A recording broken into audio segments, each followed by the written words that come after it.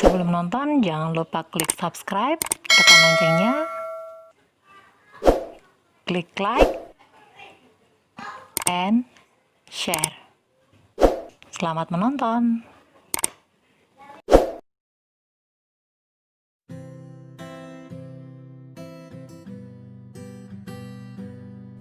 Halo, Assalamualaikum warahmatullahi wabarakatuh. Saya Bu Anita. Kali ini akan mengajak sahabat belajar bersama tentang apa itu hakikat ilmu kimia.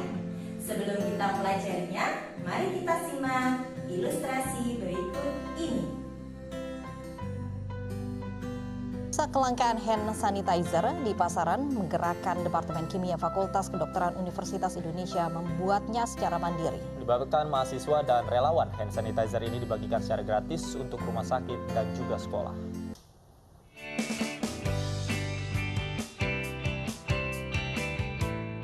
Sejak satu persatu kasus positif corona bermunculan, sejumlah komoditas mendadak langka. Salah satunya yaitu cairan pembersih tangan hand sanitizer. Melihat fenomena itu, Departemen Kimia Fakultas Kedokteran Universitas Indonesia membuat hand sanitizer secara mandiri. Melibatkan mahasiswa serta masyarakat umum, setiap harinya mereka mampu membuat sebanyak 400 botol hand sanitizer. Sejak pekan lalu, ratusan hand sanitizer ini telah dibagikan ke beberapa sekolah serta rumah sakit secara gratis. Dari kebutuhan masyarakat yang terus-menerus, jadi turunkan. Saya juga sendiri mencari ke berbagai toko, berbagai supermarket itu sudah pada habis. Mulai dari bulan Februari itu sudah sulit dicari. Jadi kami berinisiatif sebenarnya kita bisa membuat sendiri. Dan kebetulan dari WHO mengeluarkan panduan secara internasional yang bisa diikuti. Sebelumnya, siswa SMK di Malang, Jawa Timur juga membuat hand sanitizer mandiri. Ide membuat cairan antiseptik dengan harga terjangkau ini sekaligus upaya membantu masyarakat dan warga lingkungan sekolah tetap dapat hidup sehat. Satu botol cairan antiseptik dijual seharga Rp13.000. Tim Liputan iNews melaporkan. Nah, cukup jelas bukan bahwasanya ilmu kimia memiliki peranan yang sangat dekat dengan kehidupan kita. Jadi, belajar kimia jangan hanya untuk dapat nilai di sekolah saja, tapi juga untuk diaplikasikan dalam kehidupan kita sehari-hari.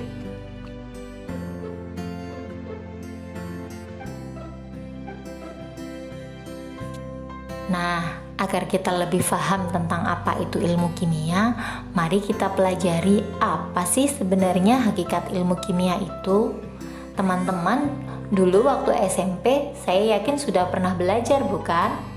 Ada yang masih ingat apa sih ilmu kimia itu?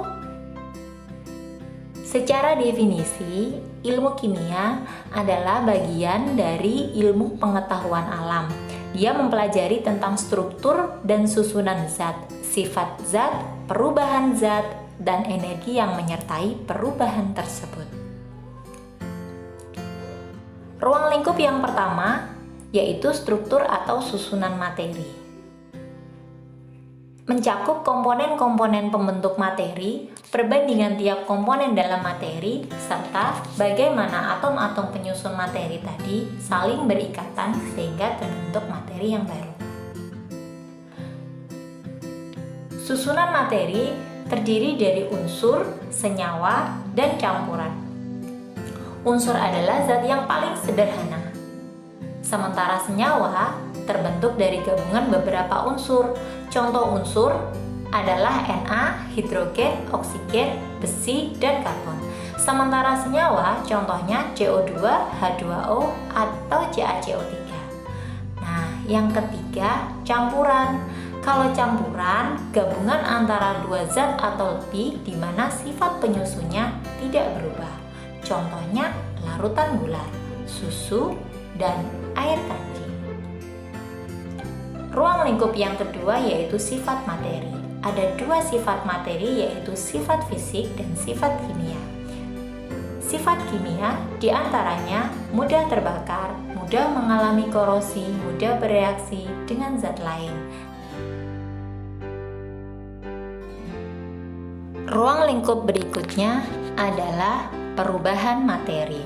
Sama dengan sifat zat tadi, perubahan materi meliputi perubahan fisika dan perubahan kimia.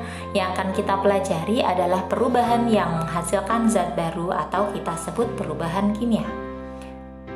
Ruang lingkup yang terakhir adalah energi yang menyertai perubahannya. Dalam perubahan struktur akan selalu melibatkan energi yang menyertai perubahan materi. Proses dan besar energi yang terlibat serta asal-usul energi yang dihasilkan atau diperlukan juga akan dipelajari.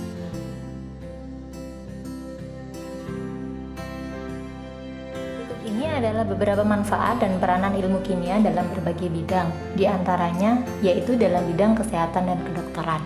Ilmu kimia dapat mendukung diagnosa suatu penyakit. Kita mengenal yang namanya radiologi. Peranan yang lain yaitu dalam pembuatan obat-obatan dan juga vaksin.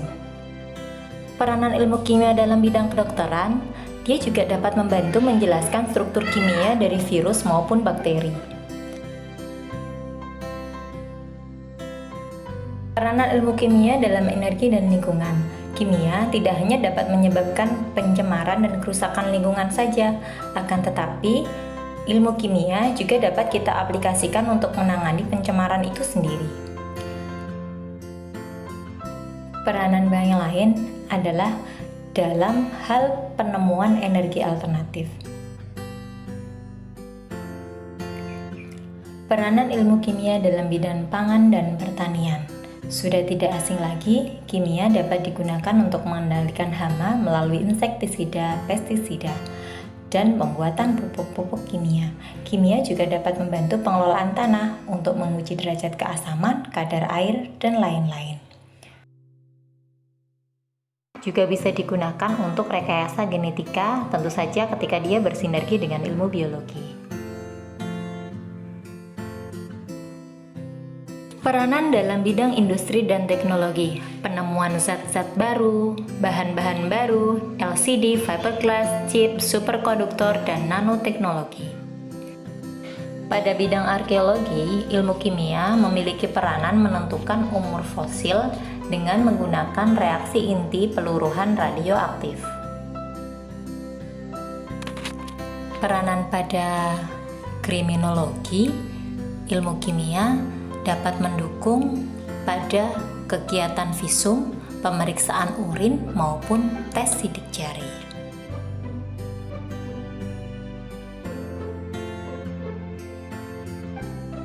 Untuk menambah wawasanmu setelah belajar ilmu kimia dan contoh-contohnya, silakan sebutkan contoh yang ada di rumahmu juga. Jangan lupa disertai manfaatnya. Tengok kamar mandimu, ada apa saja di sana? Sebutkan benda-benda yang merupakan zat kimia beserta manfaatnya. Berikutnya lihat di dalam kamar tidurmu. Mana sajakah yang termasuk benda kimia? Lengkapi pula dengan manfaatnya ya. Nah, sekarang lihat dapurmu. Coba didata ada apa saja contoh-contoh benda kimia di sana. Lalu, datalah dalam sebuah tabel beserta manfaatnya. Selamat mengerjakan.